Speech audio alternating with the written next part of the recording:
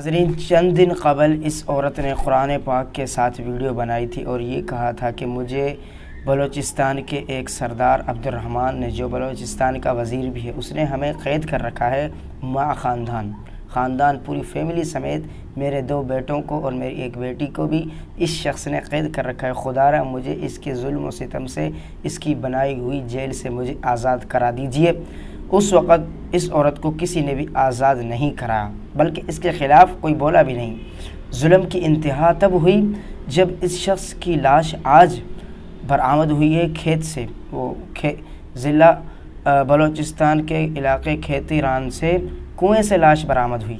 ناظرین، اس شخص نے اس عورت کے خاندان فیملی کے ساتھ بہت بڑا ظلم یہ کیا، نہ صرف ان کو قتل کیا بلکہ ان کے ساتھ مسلح کر کے چہروں کو مسخ کر کے کنویں میں لاش کو پھینک دیا۔ ناظرین، اس سے بڑھ کر قیامت خیز منظر کیا ہوگا کہ اس عورت نے خود بھی کہا تھا کہ یہ شخص میرے ساتھ اور میری بیٹی، نوجوان بیٹی کے ساتھ یہ زیادتی بھی کر رہا ہے اور مسلسل تشدد کا نشانہ بھی بنا رہا ہے۔ ناظرین، تشدد کر کے اس نے اس کے نوجوان بیٹوں کو بھی قتل کر دیا اور اس کی بیٹی کو بھی نہ جانے کس حال میں ہے، اور اس کی جو اپنی لڑکی کی، عورت کی اپنی لاش بھی کنویں سے برآمد ہوئی۔ چند دن پہلے یہ چلائی تھی، چیخی تھی کہ میری مدد کرو۔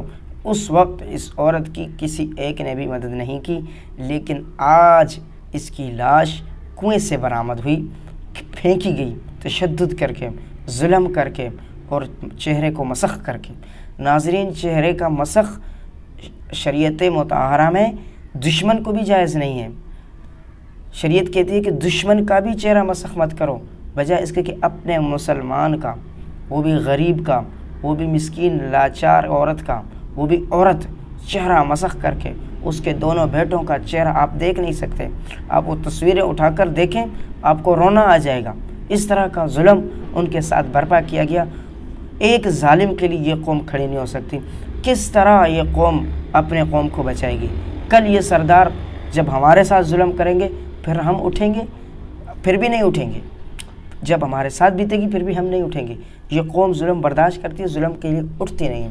ناظرین، شریعت کہتی ہے کہ جو ظالم، مظلوم، ظلم کے خلاف آواز نہیں اٹھاتا، اس سے بڑا ظالم وہ ہے کہ جو ظلم برداشت کر رہا ہے، ظلم کے لیے اٹھتا کیوں نہیں ہے؟ لہٰذا مظلوم کو چاہیے کہ ظالم کی مدد کرے۔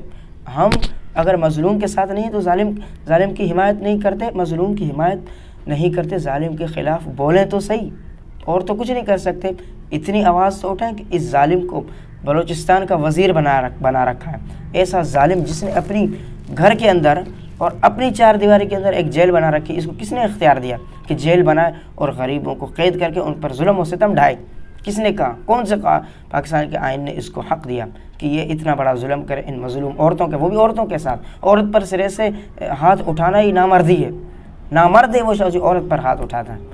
اور اس عورت کے ساتھ کیا کیا نہ جانے اور کتنے قید ہوں گے۔ یہ تو وہ ہیں جو پکڑے گئے ہیں، جو سامنے آئے، جو منظر عام پر آئے، نہ جانے اور کتنے ہوں گے جو ظلم کر رہے ہوں گے۔ ناظرین، ہر ایک فرعون بنا ہوا ہے۔ فرعون اپنے اندر ہر ایک فرعون ہے۔ فرعون کے سینگ نہیں ہوتے، اس طرح کے فرعون ہوا کرتے ہیں۔ ناظرین، یہ بہت بڑا شداد قسم کا شخص ہے، انسانیت کو جس نے مسل کے رکھ دیا۔ انسانیت نام کی ذرہ برابر بھی اس کے اندر کوئی چیز نظر نہیں آتی۔ اتنا بڑا ظلم کر کے اس نے عورت کے ساتھ تشدد کیا۔ قرآن حکیم کی لاج ہم نے بھی نہیں رکھی کہ اس بیچاری کی مدد کے لیے ہم لوگ کوئی FIR درج کرواتے، لیکن قیامت تب برپا ہوئی جب وہاں کی پولیس انتظامیہ نے اس کے خلاف FIR درج کرانے سے انکار کر دیا۔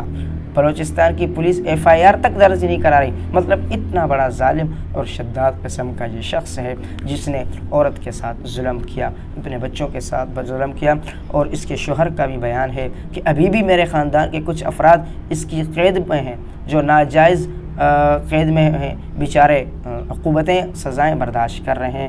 تو ناظرین، اللہ اگر اس کو انصاف نہیں ملا تو ایک دن آئے گا، قیامت کا دن ضرور ہوگا، اس دن تو اس کو انصاف ملنا ہی ملنا ہے۔